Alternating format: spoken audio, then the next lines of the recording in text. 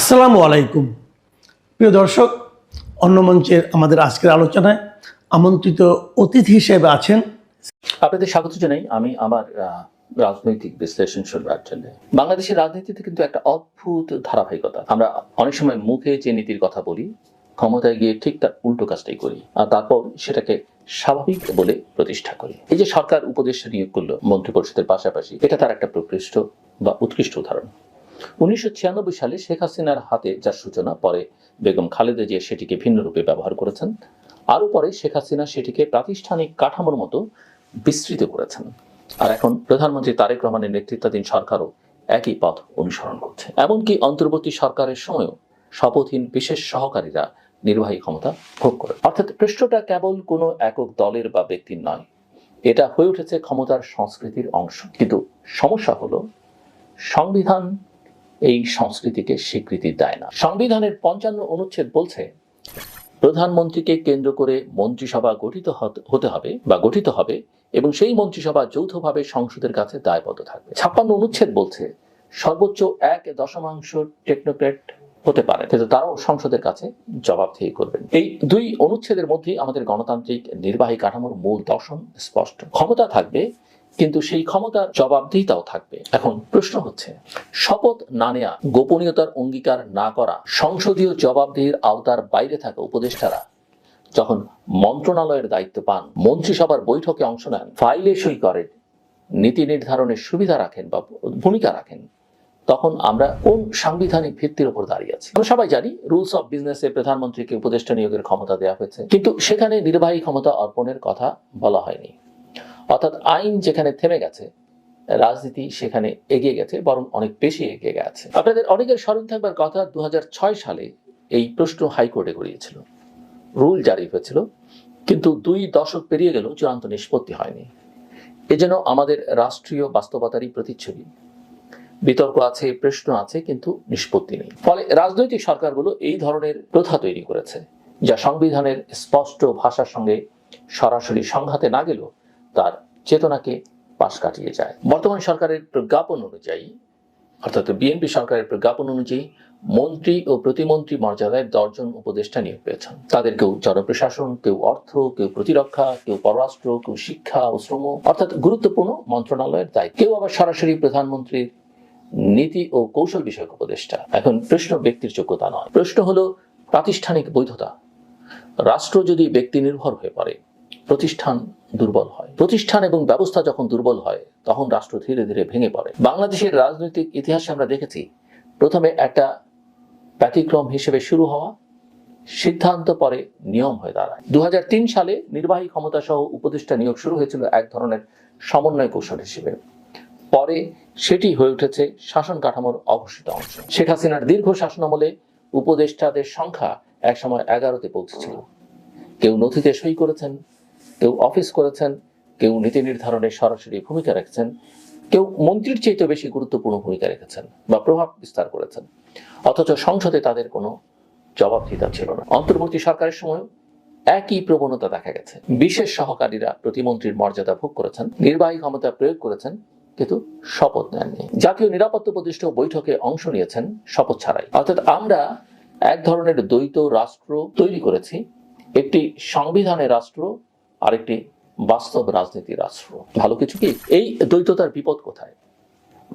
বিপদ হলো আইনের শাসন দুর্বল হয়। যখন রাষ্ট্রের শীর্ষ পর্যায়ে শপথ ও জবাবদিহিতার প্রশ্ন ঝুলে থাকে, তখন নিচের স্তরে শৃঙ্খলা রক্ষা করা কঠিন হয়ে পড়ে। সাম্প্রতিক ঘটনাগুলো সেই বাস্তবতাই দেখাচ্ছে। বাংলাদেশ ব্যাংকের গভর্নরকে কেন্দ্র করে যে অস্থিরতা তৈরি হয়েছে, সেটি কেবল প্রশাসনিক বিরোধ নয়। আমি একটু পেছনে, অর্থাৎ গভর্নর আহসান মনসুরের বিদায়কালের কথা মিন করছি। সেটি ক্ষমতার প্রতীকী লড়াই। কর্মকর্তাদের একাংশ প্রতিবাদ করেছে, সংবাদ সম্মেলন হয়েছে, বদলির আদেশ এসেছে, আর তার পরপরই মব আচরণের অভিযোগ। একজন উপদেষ্টাকে ধাক্কা দিয়ে বের করে দেওয়ার ভিডিও সামাজিক মাধ্যমে ছড়িয়ে পড়েছে। প্রশ্ন হলো, যে রাষ্ট্রে নির্বাহী ক্ষমতার বৈধতা নিয়ে প্রশ্ন থাকে, সেখানে কি প্রশাসনিক শৃঙ্খলা টিকে থাকে? এই প্রশ্নের উত্তর কে দেবে? বরিশাল আদালতের এজলাসে হট্টগোল, সুপ্রিম কোর্ট প্রাঙ্গণে হামলা ভাঙচুর, বাসসের ব্যবস্থাপনা পরিচালকের বিরুদ্ধে ক্ষোভ, সবকিছু মিলিয়ে একটা প্রবণতা স্পষ্ট হচ্ছে, সেটি হলো মব কালচার, যেটা বিগত আমলে অর্থাৎ অন্তর্বর্তীকালীন সরকার আমলে ভীষণ রকম ছিল। এটি কেবল রাস্তার সহিংসতা নয়, এটা প্রতিষ্ঠানকে চাপে ফেলবার কৌশল। কেউ জামিন দিল, কেউ বদলি করলো, কেউ সিদ্ধান্ত নিল, তারপর দলবদ্ধ শক্তি দেখে তাকে হটানোর চেষ্টা। নতুন সরকার দায়িত্ব নেবার পরদিনই বলা হয়েছিল মব কালচার শেষ, কিন্তু কয়েকদিনের মধ্যেই একের পর এক অভিযোগ সামনে এসছে। বিরোধী দল বলছে এটি সরকার সমর্থিত মবের সূচনা, সরকার পক্ষ বলছে তারা কঠোর হবে, কোনো কোনো ক্ষেত্রে তারা সিদ্ধান্ত কিছু নিয়েছে, একথা অস্বীকার করবার সুযোগ নেই। কিন্তু বাস্তবতা হলো মবের রাজনীতি দল নিরপেক্ষ নয়, এটা সুযোগ সন্ধানী। ক্ষমতার রদ বদলের মুহূর্তে যে শূন্যতা তৈরি হয়, সেখানে মব দ্রুত জায়গা করে নেয়। আইনের শাসন প্রতিষ্ঠার প্রথম শর্ত হলো রাষ্ট্রের প্রতিটা সিদ্ধান্ত প্রাতিষ্ঠানিক কাঠামোর মধ্যে নিতে হবে। যদি উপদেষ্টা নিয়োগ সাংবিধানিকভাবে অস্পষ্ট থাকে, সেটা স্পষ্ট করতে হবে। হয় সংবিধানের সংশোধন এনে উপদেষ্টার ভূমিকা নির্ধারণ করতে হবে, নয়তো নির্বাহী ক্ষমতা কেবল শপথ নেওয়া মন্ত্রীদের মধ্যেই সীমাবদ্ধ রাখতে হবে। অর্ধেক বৈধতা, অর্ধেক বাস্তবতা, এই দ্বৈততা দীর্ঘমেয়াদে বিপজ্জনক এবং সেটা সরকারকে একসময় বিপদে ফেলে দেয়। এখন যদি আমরা আইন শৃঙ্খলার দিকে তাকাই, নির্বাচনের পর থেকে খুন, গুলি, অপহরণ, চাঁদাবাজি, ধর্ষণ, থানা ঘেরাও, এই ঘটনাগুলো জনমনে উদ্বেগ তৈরি করছে। আবার এটা যে হঠাৎ করে হয়েছে তা নয়, এটা একটা ধারাবাহিকতাও। সামাজিক মাধ্যমে অস্ত্রের মহড়া ভাইরাল হচ্ছে, আইন প্রয়োগ করতে গিয়ে পুলিশ হামলার শিকার হচ্ছে, কোথাও কোথাও জনতার চাপে মামলা নিতে বাধ্য হচ্ছে থানা। এগুলো বিচ্ছিন্ন ঘটনা নয়, এগুলো রাষ্ট্রের কর্তৃত্বের পরীক্ষা, এবং সেই পরীক্ষা উত্তীর্ণ না হতে পারলে সরকার চরম ঝুঁকির মধ্যে পড়বে। নবনিযুক্ত আইজিপি মাদক, মব ও চাঁদাবাজির বিরুদ্ধে কঠোর পদক্ষেপের নির্দেশ দিয়েছেন। অভিযান শুরু হচ্ছে, কিন্তু শুধু অভিযান দিয়ে সমস্যা মেটানো যাবে না যদি রাজনৈতিক বার্তা অস্পষ্ট থাকে। প্রশাসনকে রাজনৈতিক প্রভাবমুক্ত রাখতে হবে, যোগ্যতার ভিত্তিতে পদায়ন করতে হবে, আইন প্রয়োগে দ্বৈত মানদণ্ড চলবে না। নিজের সমর্থক হলে ছাড়, প্রতিপক্ষ হলে কঠোরতা, এই নীতি মবকে উৎসাহ দেয়। এটা আমাদের মাথায় রাখতে হবে। বাংলাদেশের সাম্প্রতিক ইতিহাস আমাদের একটা শিক্ষা দেয়, রাজনৈতিক শূন্যতা ও বিচারহীনতা মবকে উস্কে দেয়। যখন মানুষ দেখে আদালতে মামলা ঝুলে আছে, তদন্তে বিলম্ব, বিচার নেই, তখন তারা তাৎক্ষণিক ন্যায় বিচারের নামে উশৃঙ্খল হয়ে ওঠে। কিন্তু সেই পথ শেষ পর্যন্ত সবার জন্য বিপজ্জনক, ভীষণ রকম বিপজ্জনক। আমরা কি এমন একটা রাষ্ট্র চাই যেখানে শপথহীন উপদেষ্টা নির্ধারণ করবেন আর শৃঙ্খলহীন জনতা প্রতিষ্ঠান ঘেরাও করবে? নাকি এমন একটা রাষ্ট্র চাই যেখানে সংবিধানই শেষ কথা, ভালো হোক মন্দ হোক, সংবিধানই শেষ কথা আর আইনের শাসনই একমাত্র পথ? গণতন্ত্রের সৌন্দর্য হলো ক্ষমতা সীমাবদ্ধ। প্রধানমন্ত্রী শক্তিশালী কিন্তু সীমাবদ্ধ, মন্ত্রী ক্ষমতাবান কিন্তু জবাবদিহিমূলক, উপদেষ্টা থাকতে পারেন কিন্তু পরামর্শের ভূমিকায়। যখন পরামর্শদাতা নির্বাহী হয়ে ওঠেন, তখন দায়বদ্ধতার চক্র ভেঙে যায়, এবং সেটা ভেঙে গেলে কি হয়, অতীতে তার পরিণতি আমরা বেশ কিছু সময়ই দেখেছি। আজ প্রয়োজন রাজনৈতিক পরিপক্কতা। উপদেষ্টা নিয়োগের প্রশ্নে একটা সর্বদলীয় আলোচনা হতে পারে। সংবিধান বিশেষজ্ঞ, সাবেক বিচারপতি, সাংবিধানিক আইনবিদদের নিয়ে একটা কমিশন গঠন করা যেতে পারে। স্পষ্টভাবে নির্ধারণ করতে হবে উপদেষ্টার সীমা কোথায়, ক্ষমতার পরিধি কতখানি। একই সঙ্গে মবের বিরুদ্ধে জিরো টলারেন্স নীতি বাস্তবায়ন করতে হবে, দলীয় পরিচয় নির্বিশেষে। এবং এই বিশৃঙ্খলা বাড়তে দিলে একটা সময় গিয়ে সামলানো কঠিন হয়ে উঠতে পারে। রাষ্ট্রের শক্তি কেবল পুলিশি অভিযানে নয়, রাষ্ট্রের শক্তি তার নৈতিক অবস্থানে। যদি জনগণ বিশ্বাস করে যে সরকার ন্যায়সঙ্গত, নিরপেক্ষ এবং সাংবিধানিক, তাহলে মবের জায়গা সংকুচিত হয়। আর যদি তারা দেখে ক্ষমতা প্রয়োগের দ্বৈত মানদণ্ড, শপথহীন নির্বাহী রাজনৈতিক সুবিধাবাদ, তাহলে অস্থিরতা বাড়ে। এবং আমরা তো এতদিন স্ট্যাবিলিটি, স্থিতিশীলতা চাইছিলাম, তাই না? বাংলাদেশ একাধিক রাজনৈতিক রূপান্তরের মধ্য দিয়ে এসছে, সামনে আরো চ্যালেঞ্জ আছে। অর্থনীতি, মাদক, জঙ্গিবাদ, নারী ও শিশু নিরাপত্তা, প্রশাসনিক সংস্কার, এসব মোকাবেলার জন্য প্রয়োজন স্থিতিশীল ও বৈধ কাঠামো। অস্থায়ী কৌশল দিয়ে দীর্ঘমেয়াদী স্থিতিশীলতা আসে না, কখনোই আসে না, কোথাও আসেনি। আমার দৃষ্টিতে আজকের প্রশ্ন ব্যক্তির নয়, এটা প্রক্রিয়ার। আমরা কি সংবিধানের রাষ্ট্র হব নাকি প্রথার রাষ্ট্র? আমরা কি আইনের শাসনকে শক্ত করব নাকি সুবিধা মতো ব্যাখ্যার উপর ভর করব? আমার মনে হয় এইসব প্রশ্নের সুরাহা হওয়া খুবই জরুরি। রাজনীতি যদি নিজের সুবিধার জন্য নিয়ম বানায় আর জনতা যদি নিজের ক্ষোভে নিয়ম ভাঙে, তাহলে মাঝখানে পড়ে রাষ্ট্র। আর রাষ্ট্র দুর্বল হলে শেষ পর্যন্ত ক্ষতিগ্রস্ত হয় সাধারণ মানুষ। এই মুহূর্তে আমাদের প্রয়োজন সাহসী আত্মসমালোচনা, উপদেষ্টাদের প্রশ্নে স্বচ্ছতা, মবের প্রশ্নে কঠোরতা, প্রশাসনের নিরপেক্ষতা। এই 3 স্তম্ভ ছাড়া স্থিতিশীলতা আসবে না। ইতিহাস দেখিয়েছে ক্ষমতা চিরস্থায়ী নয়, কিন্তু প্রতিষ্ঠান টিকে থাকে। তাই প্রতিষ্ঠানকে শক্ত করা ছাড়া বিকল্প নেই। শপথহীন ক্ষমতা আর শৃঙ্খলহীন রাজপথ, এই দুইয়ের মাঝখানে দাঁড়িয়ে আজ বাংলাদেশের গণতন্ত্র। সিদ্ধান্ত আমাদের, আমরা কোন পথে হাঁটবো। আমার কথা শুনবার জন্য অসংখ্য ধন্যবাদ। এই মুহূর্তে আপনাদের সামনে কথা বলবো বিশেষ করে সামাজিক যোগাযোগ মাধ্যমে একটি চর্চিত বিষয় নিয়ে, যে বাংলাদেশের মহামান্য রাষ্ট্রপতি, আওয়ামী লীগের নির্বাচিত রাষ্ট্রপতি, তিনি কি ভুল পাল্টে ফেললেন? এই বিষয়টা নিয়ে সামাজিক যোগাযোগ মাধ্যমে বেশ চর্চা হচ্ছে। বিষয়টা নিয়ে একটু কথা বলা প্রয়োজন মনে করলাম, এই জন্যই কথা বলছি। রাষ্ট্রপতির ভাষণে বিএনপির প্রতিফলন, কেন এই ভুল বদল, এভাবে যদি আমরা শিরোনামটা বলে আলাপ শুরু করি, যে বাংলাদেশের রাজনীতিতে স্বাভাবিকভাবেই একটা পরিবর্তনের হাওয়া বইছে, আপনারা বুঝতেই পারছেন। যারা ধরুন আওয়ামী লীগ করেন, তারা যদি এখনকার বঙ্গভবন বা এখনকার রাষ্ট্রপতির কাছে আওয়ামী লীগ ভাবধারা প্রত্যাশা করেন, তাহলে স্বাভাবিকভাবেই তাদের মন খারাপ হবে, তারা হতাশ হবেন। কিন্তু শুরুতেই একটা জিনিস মনে রাখা দরকার, যে রাষ্ট্রপতি কোনো ব্যক্তি নয়, একটি প্রতিষ্ঠান। সেই প্রতিষ্ঠানের চেহারা, চরিত্র, রাজনৈতিক সমীকরণ বদলের সাথে সাথে কিন্তু পাল্টে যায়। যে ক্ষমতার মসনদে দীর্ঘ সময় এক দল আসীন ছিল, আজ সেখানে নতুন সমীকরণ, এখন ক্ষমতায় বিএনপি। আর এই ক্ষমতার পালাবদলের সাথে সাথেই বদলে যেতে শুরু করেছে রাষ্ট্রের সর্বোচ্চ পর্যায় থেকে উচ্চারিত শব্দগুলো। অনেকেই প্রশ্ন করছেন, মহামান্য রাষ্ট্রপতি যখন বিভিন্ন অনুষ্ঠানে ভাষণ দেন, সেই ভাষণের শব্দগুলো আসলে কার? এই ভাষণ কি আগের মতো আওয়ামী লীগের লিখে দেওয়া? এখনো কি বঙ্গভবনে আওয়ামী লীগের লোকজন আছে, নাকি বর্তমান ক্ষমতাসীন দল বিএনপির নির্দেশনায় তৈরি?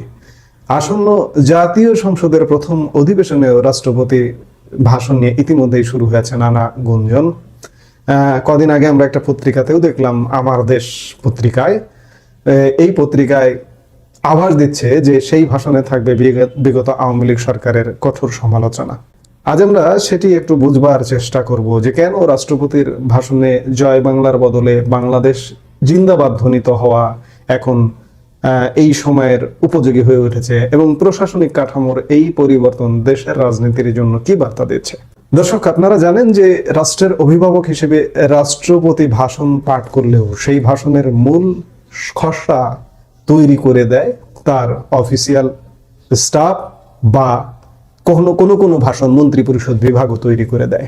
যেমন আসন্ন জাতীয় সংসদের প্রথম অধিবেশনের যে ভাষণটি রাষ্ট্রপতি দেবেন, সেই ভাষণটি তৈরি করে দেবে মন্ত্রী পরিষদ বিভাগ।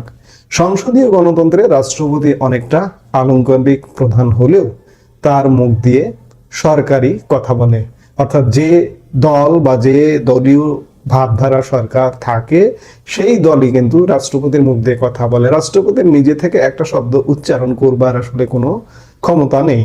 যারা হতাশ হচ্ছেন তারা নিজেকে একবার একটু জিজ্ঞেস করে দেখুন তো, যে এখন ক্ষমতায় কে? উত্তরটি স্পষ্ট, যে বিএনপি। সুতরাং স্বাভাবিকভাবে রাষ্ট্রপতির জন্য যে ভাষণটি তৈরি হচ্ছে, তা এখন বিএনপি পন্থী আমলা এবং থিঙ্ক ট্যাঙ্কদের হাত দিয়ে আসছে।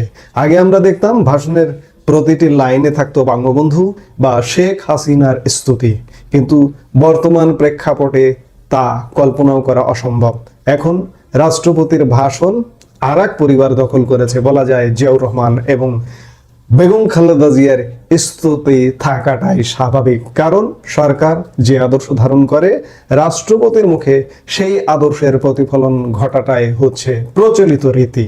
অনেকে অবাক হচ্ছেন যে কেন রাষ্ট্রপতির ভাষণে বিগত সরকারের কঠোর সমালোচনা থাকবে, কিন্তু আপনি যদি ইতিহাসের দিকে তাকান, যখনই সরকার পরিবর্তন হয়েছে, রাষ্ট্রপতি তার ভাষণে নতুন সরকারের এজেন্ডা এবং পুরনো সরকারের ব্যর্থতাকেই তুলে ধরেছেন। তিনি যে দলের রাষ্ট্রপতি হোক না কেন, আপনি 96-এর কথা যদি চিন্তা করেন, 96 আওয়ামী লীগ ক্ষমতায় এলো বিএনপির পরে।